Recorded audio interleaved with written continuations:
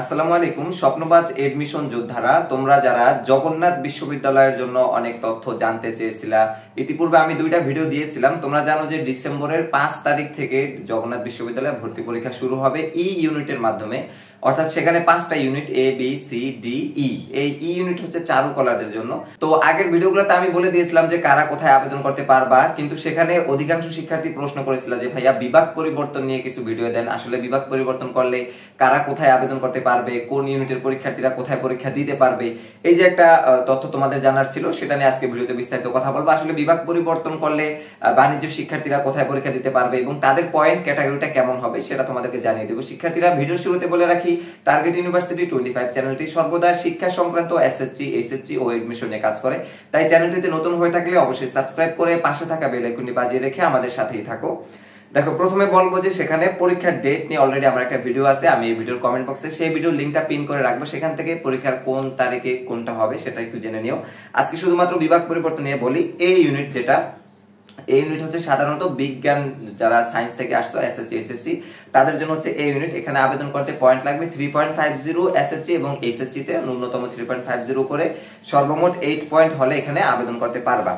এরপরে B unit হচ্ছে মানবিকের শিক্ষার্থীদের জন্য, যারা মানবিক থেকে ভর্তি পরীক্ষা দিবে। তোমাদের 3 করে হলে হবে, অর্থাৎ এসএসসি তে 3 পয়েন্ট, এইচএসসি তে 3 পয়েন্ট, আর সর্বমোট 7 পয়েন্ট হলেই তোমরা বি ইউনিটে আবেদন করতে পারবা মানবিকের শিক্ষার্থীরা। এরপরে সি ইউনিট হচ্ছে বাণিজ্যদের জন্য, 3 পয়েন্ট করে সর্বমোট 7.50 হলে আবেদন করতে পারবা। ডি ইউনিট হচ্ছে সামাজিক বিজ্ঞান অনুষদ, সেখানে তোমরা 3 পয়েন্ট করে মোট 7 পয়েন্ট হলে আবেদন করতে পারবা। এরপরে ই ইউনিট যেটা চারুকলা, সেখানে 3 পয়েন্ট করে সর্বমোট 6.50 হলে আবেদন করতে পারবা। তো এবার বলবো যে আসলে ইউনিট পরিবর্তনটা কিভাবে করবা। অনেক শিক্ষার্থী আছে যারা মানবিক থেকে পরীক্ষা এসএসসি এসএসসি দিয়েছে, তোমরা বাণিজ্য শিক্ষা বা বিষয়গুলো পড়তে চাও।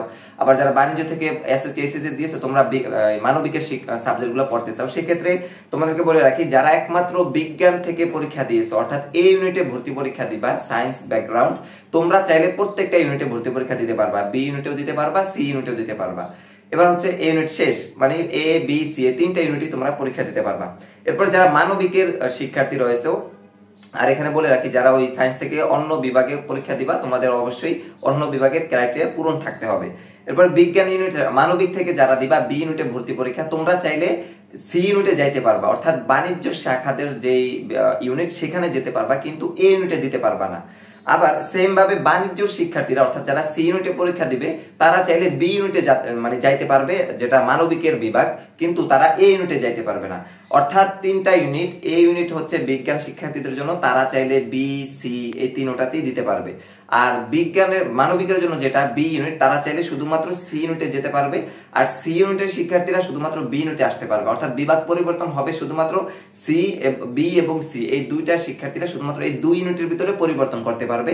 এরা সায়েন্সের ইউনিটে যাইতে পারবে না। আর সায়েন্স থেকে যারা, তারা 3টা ইউনিটেই আসতে পারবে। তো শিক্ষার্থীরা, এই ছিল তোমাদের বিভাগ পরিবর্তনের একটা ক্যাটাগরি। আর এখানে বলে রাখি, পয়েন্টটা তোমাদের বলে দিয়েছি। আর পরীক্ষার কথাও যদি তোমাদেরকে বলে দিই, সেক্ষেত্রে হচ্ছে এই ইউনিট যেটা বিজ্ঞান, আচ্ছা, প্রথমে পরীক্ষা শুরু হবে তোমাদের চারুকলা ইউনিট দিয়ে। আগামী এই 5 ডিসেম্বর থেকে চারুকলা ইউনিট পরীক্ষা শুরু হবে। এরপরে হবে তোমাদের 13ই ডিসেম্বর, সেটা হচ্ছে বিজ্ঞান, যেটা এ ইউনিটে ভর্তি পরীক্ষা, এই 13 ডিসেম্বর শুরু হবে। এরপরে হচ্ছে বাণিজ্য শাখাদের জন্য 26শে ডিসেম্বর, যারা সি ইউনিটে ভর্তি পরীক্ষা দিবা, এই সামনের মানে 25 সালের 26শে ডিসেম্বর তোমাদের পরীক্ষা। এরপরে হচ্ছে জানুয়ারি মাসে চলে যাবে আবার 9 জানুয়ারি হচ্ছে ডি ইউনিট, যেটা সামাজিক বিজ্ঞান অনুষদ, সেখানে হবে ডি 9 জানুয়ারি সামনের বছরে।